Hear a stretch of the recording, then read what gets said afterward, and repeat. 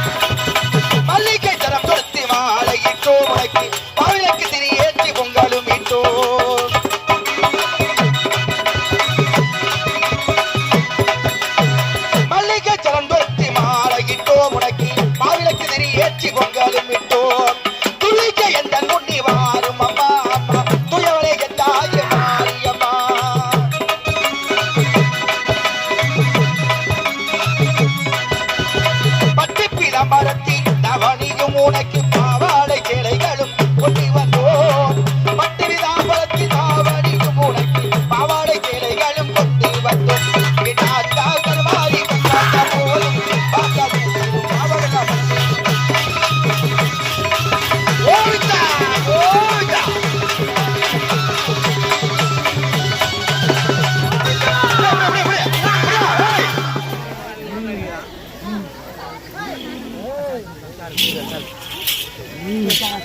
உட்கார சரி சரி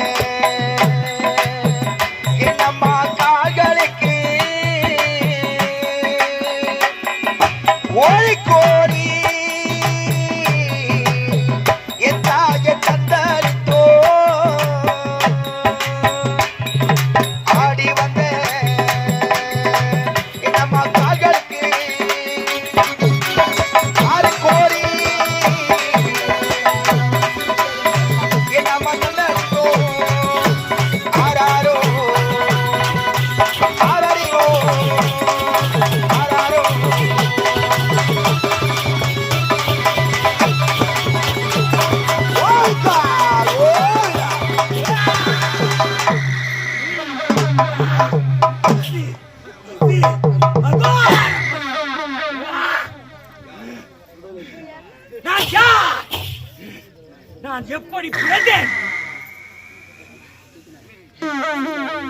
இந்த கனகபுரி நாட்டு ஆளக்கூடிய கனகவேந்தனுக்கும் கனகவல்லிக்கும் திருமணம் முடிந்து வெகு நாட்களாக குழந்தை செல்வமே இல்லாமல் இருந்தது.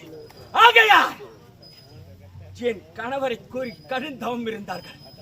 என் கணவரோ ஜோதி வடிவாக காட்சி கொடுத்து, மகனே உனக்கு என்ன வர வேண்டும் என்று கேட்டார்.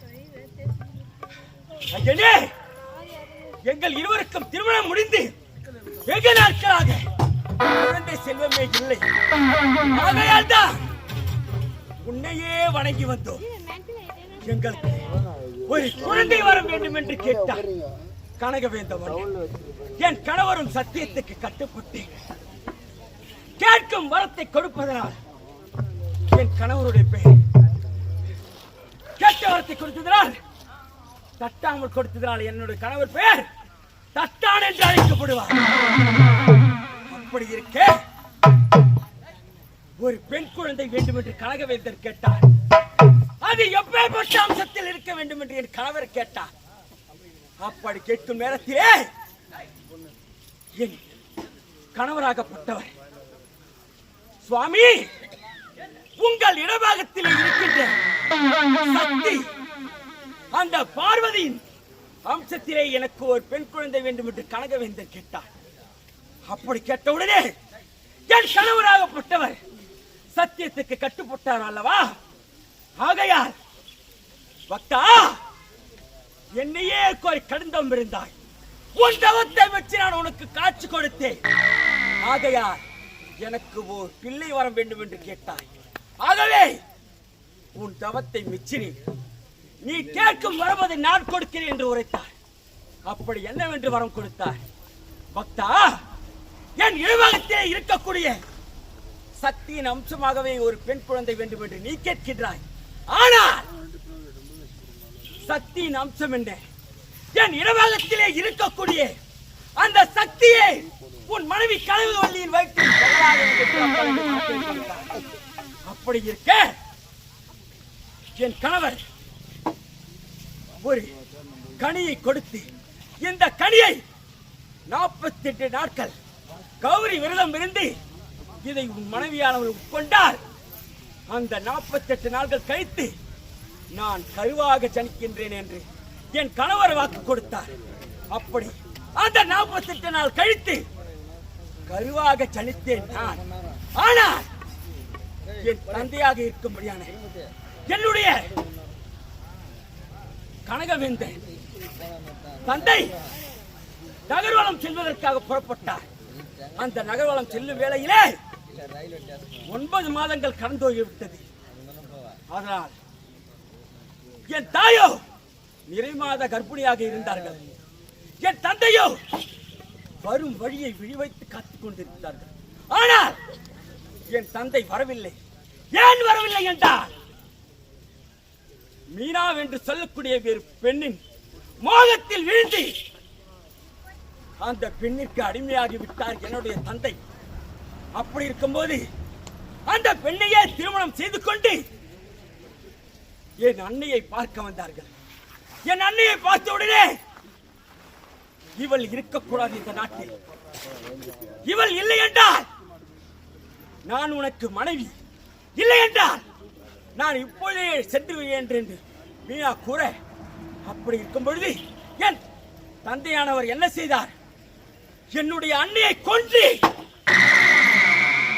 சுடுகாடு என்று சொல்லக்கூடிய இடுகாட்டிற்கு கொண்டு வந்து என் அன்னையை எரிக்கும் வேளையிலே அந்த வயிறானது வெடித்து கரும் புகையாக மேகத்தோடு மேகமாக சூழ்ந்தது. அந்த வேளையில் ஆகாயவாணி என்னை எடுத்து வளர்த்தார்கள். அப்படி என்னை வளர்த்ததினால் அன்று முதல் எனக்கு கருமாறி கருமாறி கருமாறி என்ற அப்படி இருக்கும் பொழுது இப்பொழுதே இந்த குடும்பத்தை நிலைக்கு ஆளாக்கிய அந்த மீனாவை சும்மா விடலாமா? விட்டுத்தான் வைப்பேனா?